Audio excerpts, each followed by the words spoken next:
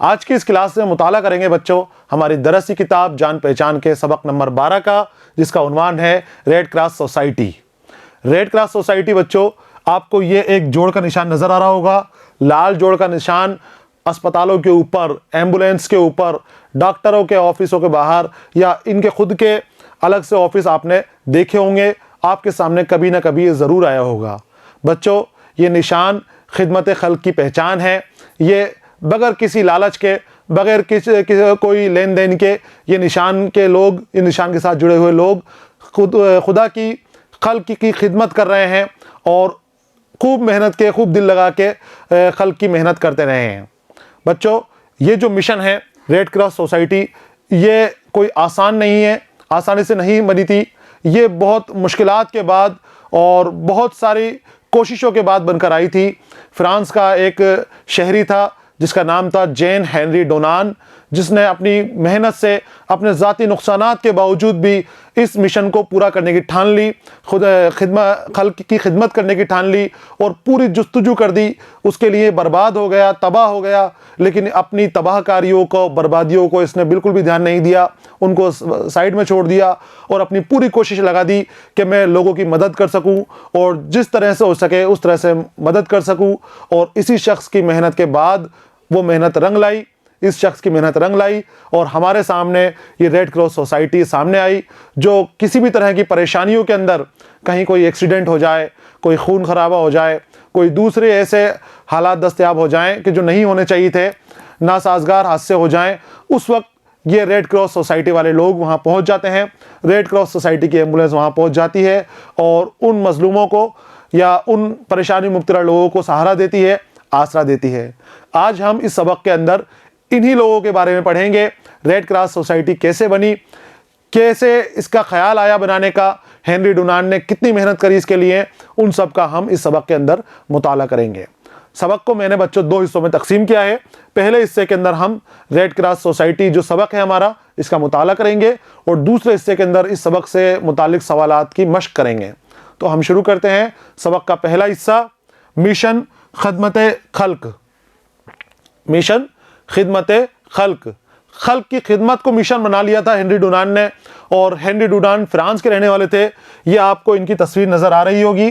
Henry डोनान थे जिन्होंने काफ़ी तकलीफ़ें सही, काफ़ी परेशानियां सही और अच्छे खाते पीते घर से थे, चाहते तो आराम कर सकते थे, लेकिन एक जंग के मैदान में जब इन्होंने खूनरेज़ी देखी, खून खराबा देखा, तो इनका दिल बैठ गया और उन लोगों की परेशानियों को दूर करने के लिए और उनके बाद पूरी दुनिया के लोगों की परेशानियों को दूर करने के लिए आपने जद्दोजहद शुरू कर दी और रेड क्रॉस सोसाइटी बना दी। देखिए, आप जोड़ का निशान आपने अक्सर देखा होगा, जोड़ का लाल निशान जो हमने अभी आगे देखा है, रेड क्रॉस। क्या आपने कभी गौर किया है कि निशान किस तरह डॉक्टरों के लिए मखसूस हो गया? मखसूस यानी खास, जोड़ दिया गया डॉक्टरों के साथ।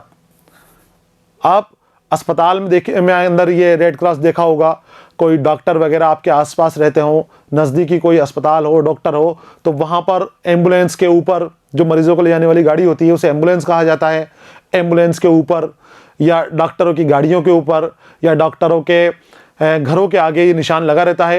ये रेड क्रॉस निशान है जो डॉक्टरों के लिए ही मखसूस कर दिया गया है। सिर्फ डॉक्टर और इस पेशे से जुड़े हुए लोग ही इसको लगा सकते हैं।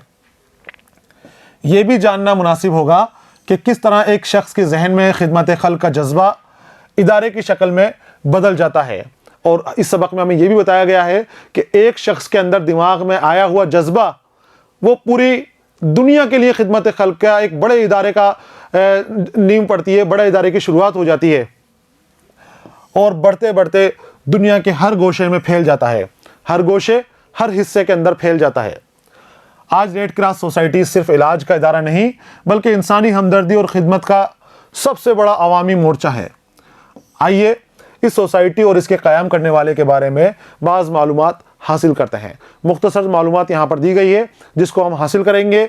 अवामी मोर्चा, आम इंसानों का मोर्चा जिसने तहरीक की शक्ल ले ली और लोगों की मदद की शुरुआत कर दी। आगे आते हैं हम। 100 साल पहले की बात है। इटली के एक छोटे शहर सल्फरीनो पर ऑस्ट्रिया की ताकतवर फौज का कब्जा था। इटली का शहर का नाम दिया गया है सल्फरीनो, जिसके ऊपर ऑस्ट्रिया की ताकतवर फौज का कब्जा था। फ्रांस ने अपने दोस्त ममालिक की मदद से ऑस्ट्रिया की फौज पर हमला कर दिया। ये ऑस्ट्रेलिया नहीं बच्चों, ऑस्ट्रिया है जो यूरोप का एक मुल्क है। फ्रांस भी यूरोप का मुल्क है। तो ऑस्ट्रिया का कब्जा था, तो फ्रांस ने अपने दोस्त की मदद के लिए ऑस्ट्रिया के ऊपर हमला कर दिया। बड़ी खूनरेज लड़ाई हुई। सिर्फ 15 घंटे की लड़ाई के नतीजे में दोनों तरफ के 40,000 सिपाही जख्मी हो चुके थे। बहुत ज़बरदस्त और खूनरेजी वाली लड़ाई हुई। खूनरेजी, खून बहाने वाली, बहुत ज़्यादा खून बहा पड़ा वहाँ पर उस लड़ाई के अंदर। पूरा मैदान जंग लाशों और जख्मियों से अटा पड़ा था। अटा पड़ा, भरा होना, अटा पड़ा, भरा होना। जब वो लड़ाई चल रही थी तो इतनी खतरनाक लड़ाई हुई कि हज़ारों जख्मी सिपाही और जो मर चुके हैं उनकी लाशें मैदान के अंदर जहां तहां पड़ी हुई थी। भरा हुआ था मैदान जख्मी सिपाहियों की लाशों से। लड़ाई बंद होने के बज़ाहिर कोई आसार नज़र ना आते थे और ज़ाहिरी तौर पर, बज़ाहिर सामने ज़ाहिरी तौर पर लड़ाई ख़त्म होने के कोई आसार नज़र नहीं आते थे। दोनों मुल्क अपनी हार मानने के लिए तैयार नहीं थे। दोनों जो हैं लगातार फ़ौजों को आगे भेजे जाते थे और सिपाही आपस में लड़ते थे और ज़ख्मी होते थे, गिर जाते थे या मर जाते थे और पीछे से और सिपाही उनके आ जाते थे लड़ने के लिए। तो लड़ाई ख़त्म होने के कोई आसार नज़र नहीं आ रहे थे। लेकिन बारिश और हवा का एक तूफ़ान आया और उस रहमत खुदावंदी ने फ़रीक़ैन को जंग बंद करने के ऊपर मजबूर कर दिया। रहमत खुदावंदी, खुदा की रहमत। लड़ाई ख़त्म होने के आसार नहीं थे। उसी वक्त खुदा की तरफ से भेजी हुई एक बारिश आई, एक हवा आई, बहुत तेज़ तूफ़ान आया कि जिसकी वजह से दोनों फ़रीक़ैन, मतलब दोनों तरफ के दोनों साइडें, कौन सी साइड है, एक तरफ फ्रांस था और दूसरी तरफ ऑस्ट्रिया था, दोनों की फ़ौजों को रुकना पड़ा। दोनों फ़रीक़ैन को जंग के लिए जंग अपनी बंद करनी पड़ी। आगे देखिए, उन्हीं दिनों सल्फरीनो में फ्रांस के किसी बैंक का एक ओहदेदार जैन हेनरी डुनान, ये नाम आपको याद रखना है बच्चों, क्या नाम है, जैन हेनरी डुनान। कौन था ये शख्स था सल्फरीनो में फ्रांस के किसी बैंक का एक ओहदेदार, फ्रांस के किसी बैंक का ओहदेदार था ये भी डुनान भी वहां मौजूद था। वो शहंशाह फ्रांस नेपोलियन से मिलने खास सल्फरीनो गया था। सल्फरीनो क्यों गया था वो? शहंशाह फ्रांस कौन थे? नेपोलियन। नेपोलियन से मिलने के लिए ये सल्फरीनो गया था। डुनान को अलजायर में अपने कैंपों में पानी का माकूल बंदोबस्त करना था। क्यों गया था डुनान नेपोलियन के पास? अपने कैंपों में जो अलजायर में थे उनके लिए इसको पानी का इंतजाम करना था, माकूल बंदोबस्त करना था और इसीलिए वो नेपोलियन से मिलकर ख़ास सहूलियतें हासिल करना चाहता था कि पानी का इंतज़ाम भी हो जाए और भी उसके कैंपों में जो परेशानियां आती हैं उन परेशानियों का भी वो सॉल्यूशन चाहता था, परेशानियां भी ख़त्म करना चाहता था। लेकिन डुनान ने जब जंग की उन तबाहकारियों को देखा तो वो अपना काम भूल गया। वो रास्ते से गुजर रहा था जहां जंग हुई थी, तो उसने मैदान देखा तो मैदान लाशों से अटा पड़ा था। तो वो जिस काम के लिए जा रहा था वो काम भूल गया। वो जिस काम के लिए जा रहा था, जब उसने लाशें देखी तो उसका दिल रो पड़ा, उसका दिल तड़प उठा कि इतना सारा खून, इतने सारे इंसान मरे पड़े हैं, इतने सारे जख्मी पड़े हुए हैं और इनको कोई देखने वाला नहीं है, कोई इनकी मदद करने वाला नहीं है। तो उसके दिल पे ऐसी चोट लगी कि वो अपना सारा काम भूल गया कि वो किस काम से जा रहा था। हजारों सिपाहियों को खाको खून में तड़पता हुआ देखकर उसका दिल रो पड़ा। वो अपने जज़ाइर में पानी के इंतजाम के लिए जा रहा था कि पानी का माकूल इंतजाम हो जाए, नेपोलियन से बात करना चाह रहा था। लेकिन जब उसने रास्ते के अंदर लाशों से पटा हुआ मैदान देखा, जख्मी सिपाहियों को तड़पती और कराहती हुई आवाजें उसके कानों में गईं, तो वो तड़प उठा और वो अपने सारे काम भूल उठा, सारे काम भूल गया और वहां खड़ा हो गया राके। हजारों सिपाहियों को खाको खून में तड़पता देख, खाको खून, मिट्टी और खून, कटते थे, मरते थे और जमीन में तड़पते थे, तो उनका खून और मिट्टी एक जैसा हो गया था, मिल गए थे मिट्टी के अंदर, खून उनका लग रहा था। तो खाको खून में तड़प रहे थे वो, और तबाहकारी, तबाही, बर्बादी। तो देखकर उसका दिल रो पड़ा। जमीन, आबपाशी, बैंक, अब उसे कोई चीज याद ना रही। आबपाशी, सिंचाई, जब खेतों में पानी देते हैं तो उसको आबपाशी कहा जाता है। तो ये नेपोलियन से अपने लिए ख़ास सहूलतें मांगने जा रहा था, अपने जज़ायर के लिए पानी मांगने जा रहा था, वो अपनी खेती के लिए पानी मांगने जा रहा था। लेकिन जब उसने यहाँ पर देखा तो वो सारी चीज़ें भूल गया, ये अपनी ज़मीन भूल गया, आबपाशी भूल गया, बैंक भूल गया। अब उसे कोई चीज़ याद ना रही थी, सब चीज़ें भूल गया वो। अब उसके सामने यही मकसद था कि वो किसी तरह उन तड़पते हुए ज़ख्मी सिपाहियों की मदद करे और उन्हें मौत से बचाए। क्या सोचने लग गया वो अपनी ज़मीन, सिंचाई, आबपाशी और दूसरी जो बैंक के काम थे वो सारे के सारे भूल गया, नेपोलियन से मिलना भूल गया। अब उसके जहन में एक ही बात थी कि किसी भी तरह से करके मुझे इन ज़ख्मी सिपाहियों की मदद करनी है। जो मर गए तो वो तो कोई नहीं, वो तो हट गए दूसरे, लेकिन जो ज़ख्मी है ये नहीं मरने चाहिए, मुझे इनकी मदद करनी है, मुझे इनकी मदद के काम करने हैं। इस मकसद के लिए फ़ौरन सल्फरीनो के सिमत रवाना हो गया। सिमत यानी तरफ, रो।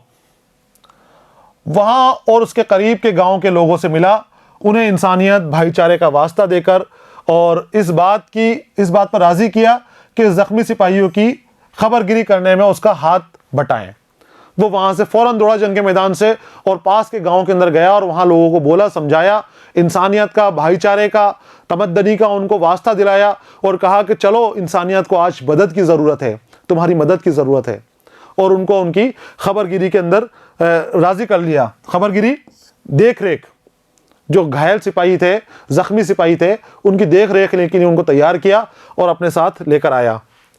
हम सब भाई हैं, उनको समझाया कि हम सब भाई हैं, चाहे कोई किसी मुल्क का हो, किसी की देश में रहने वाला हो, कहीं पर भी वो हमारा दुश्मन हो कि दोस्त हो, लेकिन हमें एक ही खुदा ने पैदा किया है, एक ही दुनिया में हम रहते हैं, तो हमें ज़ख्मी सिपाही से भेदभाव नहीं करना चाहिए, हमें मदद करने की कोशिश करनी चाहिए।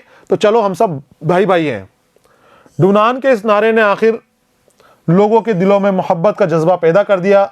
300 अफराद इकट्ठा हुए, बहुत सी ख़वातीन ने भी इसका साथ दिया। ख़वातीन यानी औरतें। और 300 अफराद फ़र्द की जमा, फ़र्द एक, अफराद एक से ज़्यादा, तो एक से ज़्यादा अफराद जमा हो गए। तो जब हेनरी ने कहा, डूनान ने कहा कि हम मदद के लिए चलना चाहिए और लोग तड़प रहे हैं, वहाँ पर खून के अंदर, मिट्टी के अंदर लथपथ पड़े हैं, तड़प रहे हैं, मरने वाले हैं, वो भी हमारे भाई हैं, हमें दुश्मनी नहीं रखना चाहिए, हमें तो उनकी मदद करनी है, तो चलो मेरे साथ, हम भाई भाई हैं। उसने जब ये नारा दिया भाई भाई का, तो उससे मुतासिर हुए लोग और उसके साथ चलने के लिए तैयार हो गए। 300 फ़र्द इकट्ठे हो गए, 300 अफराद इकट्ठे हो गए और बहुत सारी ख़वातीन भी उनके साथ चलने के लिए तैयार हो गई। मैदान जंग में हज़ारों ज़ख्मी सिपाही भूख, प्यास और दर्द की तकलीफ में कराहते, नीम मुर्दा, आधा मुर्दा, ज़ख्मी हालत के अंदर, मरने की हालत के अंदर पड़े हुए थे। डूनान के गिरोह ने ज़ख्मियों की मरहम पट्टी की और इब्तिदाई तिब्बी इमदाद बहम पहुंचाई। इब्तिदाई तिब्बी इमदाद, first medical aid, first aid जो आपके स्कूलों के अंदर भी होती है, फर्स्ट एड का डब्बा होता है ना बच्चों, वो फर्स्ट एड, जिसको प्राथमिक उपचार भी हिंदी में कहा जाता है, वो आपने अपने साथियों के साथ, जो 300 अफराद और ख़वातीन इनके साथ थी, उनके साथ उन ज़ख्मियों की मदद की। घायल सिपाही थे, ज़ख्मी सिपाही थे, कराह रहे थे, दर्द से, गम से, भूखे प्यासे थे, पड़े हुए थे, नीम मुर्दा, अधमरी हालत के अंदर। तो इस तरह से उन्होंने उनकी मदद की। ज़ख्मी सिपाहियों को उठाकर करीब के देहातों में ले जाया गया और उनका बाकायदा इलाज किया गया। शुरुआती उनको जो इलाज करना था वो शुरुआती मदद दे दी, उनको तिब्बी मदद दे दी। अब उसके बाद जो सही हो गए उनको अलग रखा गया, जो ज़्यादा ज़ख्मी थे उनको गांव के अंदर ले आया गया और गांव के अंदर उनका बनज़्म इलाज का इंतज़ाम किया गया। लड़ाई ख़त्म हो गई लेकिन डूनान की बेचैनी कायम रही। अब उन्होंने इलाज कर दिया, लड़ाई ख़त्म हो गई, लेकिन डूनान की बेचैनी कायम रही। उसने जिनेवा में दोबारा अपने कारोबार में दिलचस्पी लेने की कोशिश की। ज़ख्मी सिपाहियों का दुख और तकलीफ वो ना भूल सका। उसने दोबारा फिर से अपने काम के अंदर दिलचस्पी लेने की कोशिश की कि अब वो हो गया, ज़ख्मी सिपाहियों का इलाज हो गया था, वो ठीक हो गए, लोगों का उसने धन्यवाद कहा, लोगों को थैंक यू कहा और वहाँ से वो निकल गया अपने काम की तरफ, अपने घर की तरफ। वहाँ वो घर पहुँचा और अपने काम के अंदर उसने मन लगाने की कोशिश की, लेकिन उसका ध्यान तो ज़ख्मी सिपाहियों की तरफ था। वो जो मंजर उसने देखा था खून में तड़पते हुए सिपाहियों का, मरते हुए सिपाहियों का, तो वो उसके जहन से नहीं मिट रहा था। तो उसने ये सोचा कि वो तो एक जंग थी, दुनिया भर में ऐसी हजारों जंग होती हैं, तो वहां पर हर जगह ऐसे ही सिपाही पड़े रहते होंगे, ऐसे ही जख्मी हालात में तड़पते रहते होंगे। तो मुझे अब उनके लिए सोचा मैं कुछ ऐसी तंजीम बनानी चाहिए, कोई ऐसा इदारा बनाना चाहिए तो जहां कहीं भी जंग हो या लोग परेशानियों में मुब्तला हो तो वहां वो तंजीम के लोग पहुंच जाएं और लोगों को मदद करें। ये उसके मन में ख्याल आया। अब वो एक ऐसी बाकायदा तंजीम का ख्वाब देखने लगा जो आलमी पैमाने पर जख्मी सिपाहियों को ठीक कर सके, उनकी मदद कर सके, आलमी पैमाने पर पूरी दुनिया के अंदर हर जगह। क्योंकि सिर्फ एक जगह उसने कर दिया था, वो एक जगह था, लेकिन उसके लिए भी उसको काफ़ी मेहनत करना पड़ा थी, गांव वालों को साथ लाना पड़ा था, उनको समझाना पड़ा था, काफ़ी वक्त ज़ाया हुआ था इन चीज़ों के अंदर। तो वो चाहता था कि एक ऐसी तंजीम बन जाए कि जहाँ कहीं भी लड़ाई झगड़ा हो, जहाँ कहीं भी जंग हो, ज़ख्मी सिपाही हों, ज़ख्मी अफराद हों, वहाँ पहले से ही वो लोग पहुँच जाएं और उनकी मदद करें। 1861 में उसने सल्फरीनों की याद में नामी एक किताबचा तैयार किया। किताबचा छोटी किताब जिसमें कम पेज थे, कम पेजों वाली किताब, किताबचा छोटी किताब, मुख्तसर किताब लिखी गई, थोड़ी थोड़ी सी उसमें मालूमात बताई गई उसके बारे में। तो उसका नाम रखा था उसने सल्फरीनों की याद में, और उसके 1000 कॉपियां छपवा कर यूरोप में तकसीम करवा दी। तकसीम यानी बंटवाना। उसने किताबचा तैयार किया खुद ने लिखकर, उसकी 1000 कॉपियां तैयार करवाई और पूरे यूरोप के अंदर उस किताबों को तकसीम करवा दिया। इस किताबचे ने यूरोप में एक तहलका मचा दिया। उस किताबचे में उसने सल्फरीनों में जो लड़ाई हुई थी, जंग हुई थी, और जंग में जो मैदान का हाल था, जो जख्मी सिपाही और मौत के करीब जाते हुए सिपाही और मरे हुए सिपाही पड़े हुए थे, उनके हालात बयान किए गए थे उस किताब के अंदर। जब वो किताब लोगों तक पहुंची तो लोग परेशान हो गए कि जंग में ऐसा होता है क्या, इतनी परेशानियों का सामना करना पड़ता है। तो तहलका मच गया यूरोप के अंदर उसकी उस किताबचे से। जंग के भयानक नताइज को पढ़कर बाशऊर तबका चौंक उठा। बाशऊर जिसको शऊर हो, अच्छा पढ़ा लिखा समझदार, और सभी ने ऐसी सोसाइटी की ज़रूरत महसूस की जो ज़ख्मी सिपाहियों की मदद के लिए मुनज़्ज़म तरीके से कुछ कर सके। मुनज़्ज़म, बाज़ाब्ता, सिलसिले से, तरीके से, सिस्टमेटिक तरीके से। तो सभी ने एक सोचा कि हाँ, ये बिल्कुल सही कह रहा है हेनरी डुनान कि ऐसी सोसाइटी होनी चाहिए जो अगर कहीं जंग हो जाए या कहीं परेशानी हो तो ज़ख्मी सिपाहियों को संभालने के लिए, उनकी मदद के लिए एक सिस्टमेटिक सोसाइटी होनी चाहिए, बानज़्म सोसाइटी होनी चाहिए जो उनकी मदद कर सके। डुनान ने अपने साथियों की मदद से एक कमेटी बनाई। डुनान ने अपने साथियों की मदद से एक कमेटी बनाई, सोसाइटी बनाई। इस कमेटी ने जिनेवा में एक कॉन्फ्रेंस बुलाई। जिनेवा बच्चों यूरोप का देश है स्विट्ज़रलैंड, और स्विट्ज़रलैंड का एक शहर है जिनेवा। तो जिनेवा के अंदर क्योंकि रहता था तो इस कमेटी ने जिनेवा में एक कॉन्फ्रेंस बुलाई। डुनान ने इसकी कामयाबी के लिए अनथक कोशिश की, अनथक बगैर थके, उस कमेटी को कारगर बनाने के लिए, उसकी कामयाबी के लिए बहुत कोशिशें की, बगैर थके, बगैर बैठे। वो लोगों से मिलता, उन्हें कॉन्फ्रेंस में शामिल होने की दावत देता और अपने मकसद में कामयाबी के लिए उनकी मदद मांगता। वो कहता लोगों से कि आप आइए वहाँ पर देखिए, हम कॉन्फ्रेंस में कैसी बातें करेंगे, हम ऐसी सोसाइटी बना रहे हैं, ऐसी कमेटी हमने बनाई है जो लोगों की मदद करेगी, कोई ज़ाती मफाद नहीं है उसका, ज़ाती कामों के लिए नहीं है, ये सोसाइटी की मदद के लिए है, मुआशरे की मदद के लिए है। और ये जो बनेगी सोसाइटी, कमेटी बनेगी, ये पूरी दुनिया के अंदर जो परेशान और ज़ख्मी सिपाही हैं उनकी मदद की जाएगी, वहाँ पर उनको तिब्बी इलाज फराहम किया जाएगा। उसने हज़ारों खतूत दुनिया भर में भेजे, उसकी मुखालिफत भी हुई, लेकिन वो अपनी धुन का पक्का था। पूरी दुनिया में उसने लोगों को उस कॉन्फ्रेंस में बुलाने के लिए खतूत लिखे, पूरी दुनिया से दूर दूर के लोगों को भेजा कि सभी यहाँ पर आइए, और अलग अलग मुल्क के अंदर हमने बनाने हैं। तो लोग आए भी, और बहुत से उसके मुखालिफ लोग भी थे, उसकी बुराइयाँ भी की कि ये क्या कर रहा है और क्यों ऐसा कर रहा है, कई तरह के सवाल उसके ऊपर खड़े किए गए, लेकिन वो धुन का पक्का था। धुन का पक्का, इरादे का पक्का। हेनरी डुनान अपने इरादे का पक्का था और वो अपने काम में लगा रहा, बुराई करने वालों से, ऐब निकालने वालों से बातों में वो नहीं आया। आखिर अक्टूबर 1863 में कॉन्फ्रेंस हुई जिसमें 17 मुल्कों के नुमाइंदों ने शिरकत की। देखिए आप खुद ने, एक अकेले आदमी ने अपनी मेहनत से एक कमेटी बनाई, एक कॉन्फ्रेंस बुलाई और 17 मुल्कों के नुमाइंदों ने उसकी नुमाइंदगी की, वहां पहुंच गए उसकी बात सुनकर।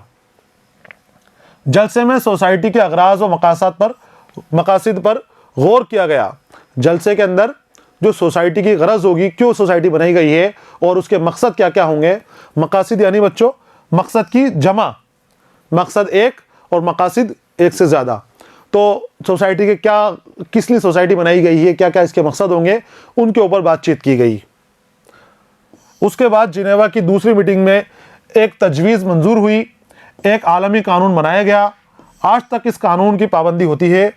इस तरह रेड क्रॉस सोसाइटी वजूद में आई। 1864 से रेड क्रॉस के अफराद को इसी निशान से पहचाना जाने लगा। फिर कमेटी बनाई और फिर उसका दूसरी मीटिंग के अंदर रेड क्रॉस सोसाइटी बन गई और रेड क्रॉस सोसाइटी के मकासद बना दिए गए। उसको क्यों बनाया गया है, सबको मखसूस कर दी गई उनके लिए चीज़ें कि क्या करना है और क्या नहीं करना।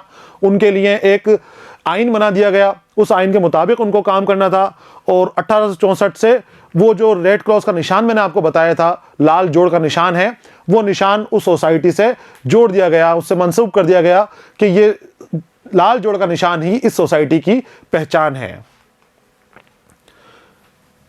रेड क्रॉस सोसाइटी इस तरह अपने मकसद में कामयाब हुई और उसकी तरक्की हुई और तरक्की होती गई, क्योंकि ये खिदमत खल्क के लिए बनाई गई थी, किसी का ज़ाती मफाद नहीं था इसके अंदर। तो धीरे धीरे इस सोसाइटी ने कामयाबी और तरक्की पानी शुरू कर दी। लेकिन उसकी कामयाबी के पीछे हेनरी डुनान की कुर्बानी का बड़ा हाथ था। कामयाबी किसकी वजह से हुई, किसकी वजह से सोसाइटी बनी थी बच्चों? ये हेनरी डुनान की वजह से। उसने बहुत बड़ी कुर्बानी दी थी बच्चों। उसका पूरा जो काम धंधा था, बहुत अच्छा काम करने वाला था, कारोबारी था, बैंक के अंदर काम करता था और उसकी खुद की ज़मीन भी थी जहां पर वो फसलें उगाता था। सारा का सारा उसका कारोबार तबाह बर्बाद हो गया था। रेड क्रॉस सोसाइटी की वजह से वो अपने कारोबार पर तवज्जो न दे सका, उसका कारोबार तबाह हो गया। सबसे तकलीफदा बात तो ये हुई कि रेड क्रॉस सोसाइटी ने उसे कुछ अरसे के लिए नज़रअंदाज कर दिया। उसने रेड क्रॉस सोसाइटी बनाई और उसी को ही नज़रअंदाज कर दिया गया, उसको साइड में कर दिया गया। रेड क्रॉस सोसाइटी उसने अपने ज़ाती नुकसान को सहते हुए बनाई थी, अपने आप को बर्बाद कर लिया उस जज्बे के लिए, रेड क्रॉस सोसाइटी के लिए कि मैं लोगों की मदद करूंगा। लेकिन जब रेड क्रॉस सोसाइटी बनी तो बहुत अफसोस के साथ कहना पड़ रहा है कि उसी को नज़रअंदाज कर दिया गया, उसी को साइड में कर दिया गया और डुनान किसी नामालूम जगह पर चला गया। और वो कहीं जाकर नामालूम जगह, ऐसी जगह जिसका पता मालूम ना हो, वहाँ चला गया और जाके अपनी ज़िंदगी खामोशी से बसर करने लगा। क्योंकि उसने जो काम करना था वो तो कर दिया था उसने, उसकी वजह से खिदमत खल्क की शुरुआत हो गई थी, उसकी वजह से रेड क्रॉस सोसाइटी बन गई थी। अब उसने सोचा कि अब मेरा काम हो गया, अब मुझे कोई ओहदा, कोई अच्छा, मेरे को यहाँ पर तारीफ़ें नहीं करवानी अपनी, मैं चला जाता हूँ। वो चुपचाप वहाँ से निकल गया और एक नामालूम जगह के ऊपर रहकर रहने लग गया। 15 साल बाद सोसाइटी का सालाना इजलास रोम में हुआ। इजलास जारी था कि सदर को किसी स्कूल के एक मुअल्लिम का ख़त मौसूल हुआ। 15 साल बाद सोसाइटी का सालाना जुलूस होते थे, तो 15 साल बाद एक सालाना जुलूस हुआ। उस जुलूस के अंदर एक मुअल्लिम यानी उस्ताद, किसी स्कूल का टीचर, मुअल्लिम, तो किसी मुअल्लिम का ख़त मिला और उस ख़त के अंदर हेनरी डुनान के बारे में लिखा था कि आप ये जलसे कर रहे हो, आप ये तरगीबें कर रहे हो बड़ी बड़ी, लेकिन जो रेड क्रॉस सोसाइटी बनाने वाला शख्स है वो तो किस तरह से मारा मारा फिर रहा है, भटका हुआ फिर रहा है, उसकी भी थोड़ी सुध ले लीजिए। तो जब सदर को ये ख़त मिला उसका, जिसमें डुनान का पता दर्ज था, तो ख़त मिला, उसमें डुनान का पता लिखा हुआ था। उसने बताया कि जाइए और उस शख्स वहाँ रहता है और उसकी थोड़ा ध्यान रखिए, इस तरह से मत कीजिए उसके साथ। तो फिर वो उसको वहाँ से लेकर आए। सोसाइटी के अफराद ने महसूस किया कि डुनान को काबिल इज़्ज़त जगह दी जानी चाहिए। यानी उसने सोसाइटी बनाई है तो अब लोगों को एहसास हुआ कि उसका काम को हम इस तरह से इधर उधर नहीं कर सकते, उसका काम जो है काबिल गौर है, उसको उसके काम के मुताबिक ही इज़्ज़त दी जानी चाहिए। उसे नोबेल प्राइज़ दिया गया। नोबेल प्राइज़ दुनिया में अलग अलग हिस्सों के अंदर अलग अलग तरह के काम करने वालों को ये प्राइज़ दिया जाता है, ये इनाम दिया जाता है, बहुत बड़ा ये एजाज़ होता है। तो आपको भी, हेनरी डुनान को भी नोबेल प्राइज़ से नवाजा गया। लेकिन 15 साल के इस अरसे में उसकी सेहत काफ़ी गिर चुकी थी, सेहत ख़राब हो गई थी, वो दोबारा सेहतयाब ना हो सका। आखिर 1910 में उसका इंतकाल हो गया। 1910 में हेनरी डुनान का इंतकाल हो गया। रेड क्रॉस सोसाइटी इंसानियत की खिदमत आज भी उसी तरह कर रही है। ये सोसाइटी दुनिया के हर मुल्क में कायम है। जिस तरह से हेनरी डुनान ने सोचा था, जो उसका मकसद था, उसी मकसद के हिसाब से सोसाइटी पूरी दुनिया में आज भी काम कर रही है। जहाँ कहीं भी सैलाब आ जाए, कुदरती आफात में इंसानी ज़िंदगी का नुकसान हो जाए या कत्ल खून के वाक़यात हों, हर जगह रेड क्रॉस सोसाइटी के अफराद या शख्स शाख़ इंसानी खिदमत का आला तरीन नमूना पेश करती हैं। वहाँ पहुँच जाती हैं और पहुँच कर जो मदद चाहिए लोगों को, उनको वो मदद पहुँचाती हैं। तो बच्चों, ये था हमारा सबक रेड क्रॉस सोसाइटी, जिसके अंदर हमने खिदमत खल्क का जो जज्बा हेनरी डुनान के अंदर था और किस तरह से उसने एक अपनी ज़ाती कोशिशों से, एक फ़र्द ने अपनी ज़ाती कोशिशों से पूरी दुनिया के लिए नुमाया काम कर दिया, पूरी दुनिया के लिए फ़ायदेमंद काम कर दिया कि वो तब से लेकर, जब उसने शुरू करा था तब से लेकर और आज तक लोगों को फ़ायदा पहुंचाता चला जा रहा है। तो आपको भी रेड क्रॉस सोसाइटी के बारे में और मालूमात हासिल करनी है। अपने आसपास आपको रेड क्रॉस दिखता है तो उसके बारे में, जिसके पास आपको रेड क्रॉस दिखता है उसी से मालूमात हासिल करने की और कोशिश करनी है। सबक यहाँ पर मुकम्मल हो गया है। अगले हिस्से के साथ मैं फिर आपके सामने हाजिर रहूँगा। तब तक के लिए इजाज़त दीजिए। पढ़ते रहिए, खुश रहिए। अलविदा।